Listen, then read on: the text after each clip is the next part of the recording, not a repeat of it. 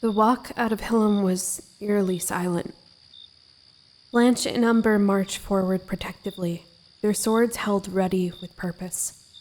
He and Camellia struggled under the weight of supporting Michaela on their shoulders, the strain evident in Camelia's panting breaths.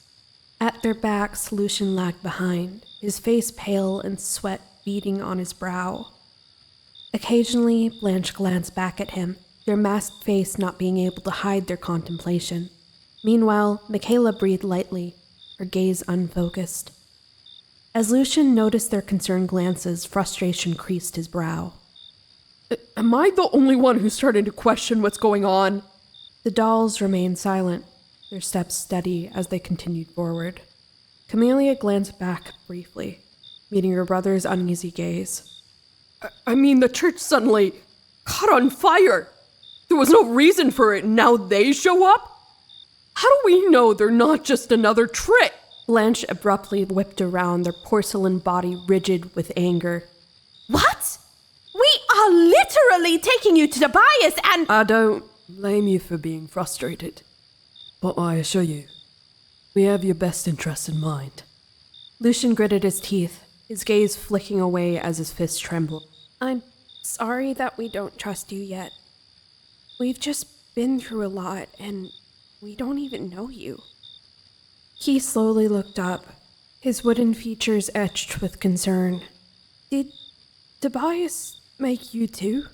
The two dolls exchanged a glance before continuing to walk, their cloaks shuffling softly.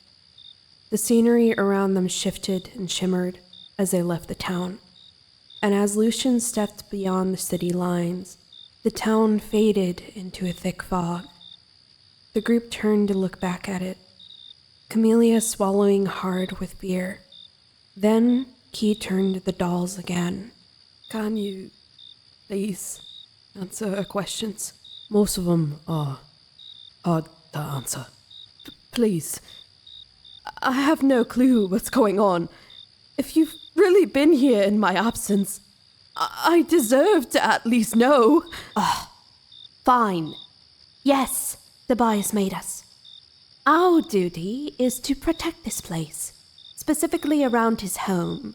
Nothing more, nothing less. You aren't his friends? I wouldn't describe our relationship with him as anything more than what we were created for. Key's shoulders slack as he looks at the two with disappointment. Oh, What's your name exactly? I'm Umber. I suppose you already heard my name. This bastard and I were made out of the same stuff. They tapped their porcelain chests quickly with their free hand, tilting their masked head. Literally. Michaela stares at them with glassy eyes. She lets out a croaky whisper, still in the depths of her haze. Are you not real? The twins stop. They then turn around, Umber letting out a wry laugh. We're about as real as a painting hung on the wall. After that, a chill passed over them before they continued on. Unsettled by the revelation, the scenery around them seemed to constantly shift and transform. Flowers changing from myosotis to dandelions, daffodils and winter thrift in rapid succession. Above, the sun shimmered in the sky, casting a reminder of dawn over the landscape. But slowly it began to descend down, although it was faster than usual. The twin dolls looked around with concern, their stances reflecting a mixture of vigilance and unease. Normally it doesn't deteriorate this much. If we're really the problem, then I wouldn't say that. It's more complicated than that. You all aren't the problem, though. That I'm sure of. As the doll says this, their knees buckle for a moment, making them lurch forward slightly. Key rushes over, helping Umber up as the porcelain around their legs begins to crack with the sound of crumbling glass. Are you all right? The doll sighs, looking over at Blanche. We're fine. This has been happening for a few days now. What? isn't remotely fine. It is. Us being here or not won't change a thing. Camellia looks over at the more petulant doll with concern. Blanche notices this and shakes her head slowly. It might not even be that the sudden deterioration is entirely a bad thing. What do you mean by that? Sometimes things have to give. With a flip of their cloak, the doll walks forward in a march of determination. Come on then. Tobias is already expecting us. So we have to get you there sooner than later. Their travel was much more uneasy than it had been before. While the constant horror of their surroundings had settled down, the almost liminal nature of the slowly shifting path ahead kept them in suspense. Lucian was silent, stalking behind them, gritting his teeth as the cold sweat gathered on his brow. He was so sickly, his skin almost looked green. Meanwhile, Key was growing more and more worried by the moment. He walked ahead, trailing behind his replacements with a slight frown, his eyes shining with contemplations of what exactly might be going on, who these two dolls would be, and how his brother was. The questions didn't stop coming. Finally, he looked up at Umber. What happened to Tobias? Nothing. And that was the problem. He doesn't leave his cottage much. At all, in fact. They shake their head, looking up at the slowly changing sky. We don't know much. We were sent out to scout the minute we were created. Then he kept us at an arm's length. But I can't say I feel anything for it. Is what I'd say if I knew it was true. Umber looked towards Key, quizzically. Why were you created? Key looked on into the shimmering atmosphere, then back at Michaela, who had passed out on his shoulder. He gulped down his fear, then turned back to the doll. I don't know why, but I'm here now to be someone that Tobias didn't have before, I think. I don't think it's my purpose, but it's the least I can do. Blanche cast him a glance. You're odd. The wooden boy lets out a laugh, shaking his head. Probably, but that's what's fun about life. The sun slowly set overhead, dusk washing over them quickly like a thin layer of gouache. Camellia looked up slowly. The moon almost seemed to have a dazzling film of liquid over it. The two dolls' forms were still crumbling, each step they took crackling, bodies starting to wear down. Come on, we need to get there. This moronic body! The doll fell silent, looking up to see a large forest shrouded in golden light. Blooms flowering purple stood at its edge, almost like an omen of danger. Blanche grunted, slowly backing away. From within the forest, the group could hear a quiet howl, echoing like a predator's hunting call. Path is blocked. What? We can just go through. The path is blocked. Going in there would prove too dangerous. Damn it! Why did it move? Why now? Lucian glanced at the dolls, then back at the forest. The golden light cast eerie shadows among the trees, and the wolf's bane seemed to pulse with an unnatural glow. He squinted, trying to make sense of the calls that echoed through the trees. Upon a slight recognition, it sent chills down his spine. Is that a person? The dolls abruptly turned, their movements swift and unnatural, darting off the path to skirt around the forest. Their sudden departure left no room for Lucian's curiosity to deepen. Camellia and Key struggled to support Michaela, their breaths quickening as they hurried after the constructs. The older D. Perenne glanced back at Lucian, her eyes wide with worry. Lucian's gaze remained fixed on the forest, his brows furrowed in thought. The howling grew louder, more desperate, mingling with an unsettling haze that misted through the tree line. The oppressive atmosphere pressed down on them, the air thick with the scent of ambrosia, sweet and saccharine, disguising something acrid and metallic. Lucian, please. If they say it's dangerous, it's dangerous. The man jolted, then reluctantly fell in line behind the group. As they moved away, the forest dissolved into a swirling fog, the once menacing trees vanishing into nothingness, leaving only eerie scratches and whiteouts in the scenery. The tension lifted slightly, and the dolls sighed in relief.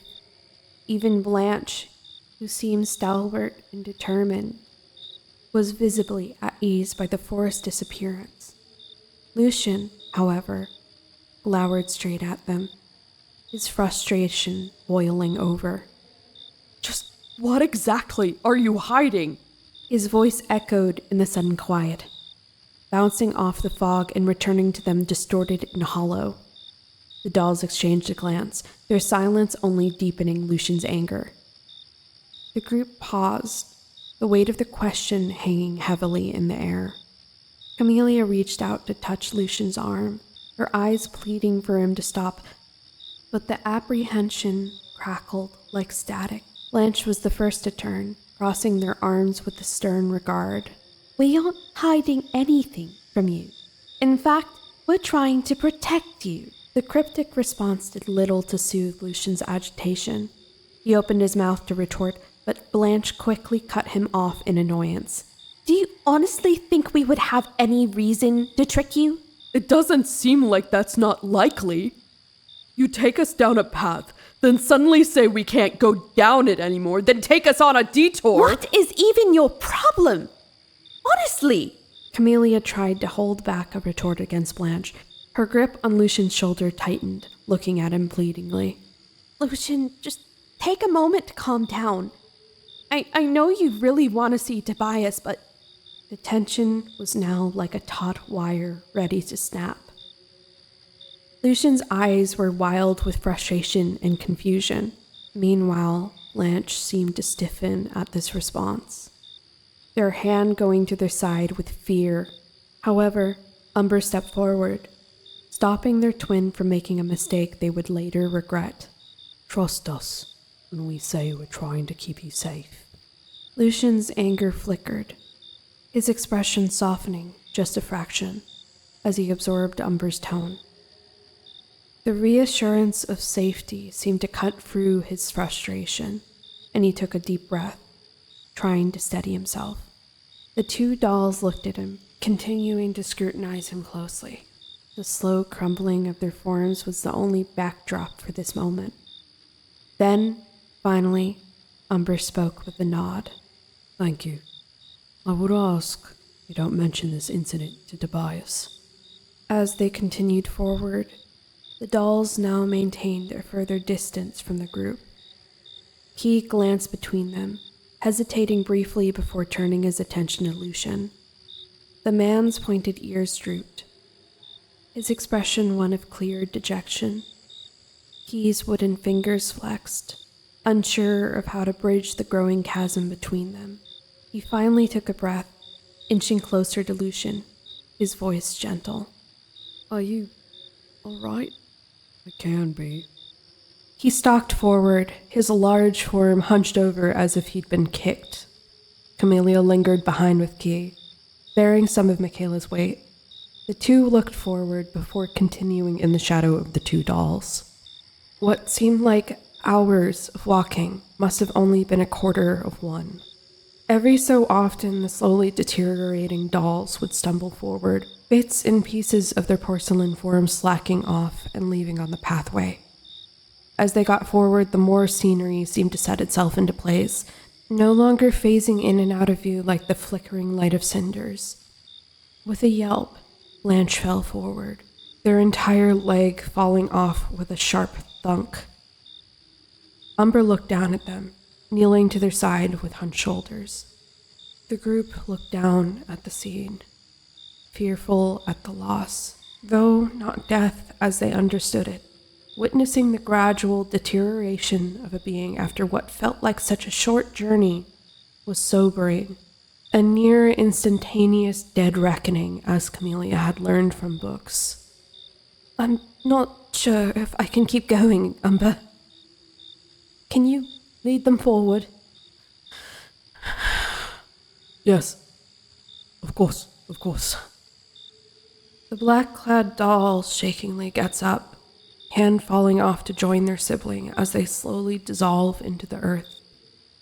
Their form crumbles into dust, a mere memory, even if only contained for half a day. Umber beckons them forward.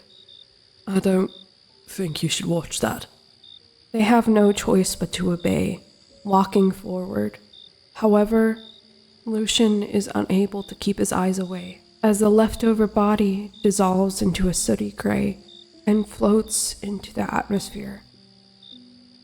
The muted scenery was becoming more green, shaded out by the night sky, making the grass tinted with navy and tear blue.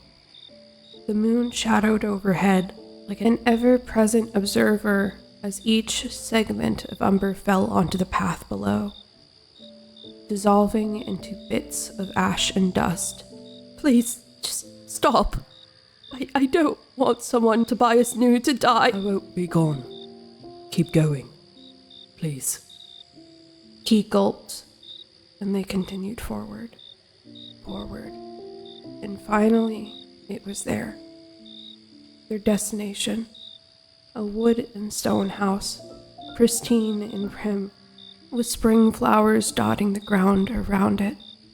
It sat in the middle of a prairie, untouched, unmarred by time, but isolated and lonely. Lucian let out a huff of relief. He practically cried with joy, and Camellia, she felt herself slumping forward. It was over. It was finally all over. However, Camellia had to make sure. She began to turn around. Umber, is that it? And as she turned, she saw only the remaining bits of the doll dissolving into cinders. The obsidian mask cracked and crumbled, revealing a blank, emotionless face of little features underneath. But somehow, the dead smile managed to show an infinite gratitude. It's so warm. The small segments of the dark blue mask fell to the sand, embedding into the earth. Only silence and the cold air of night remained.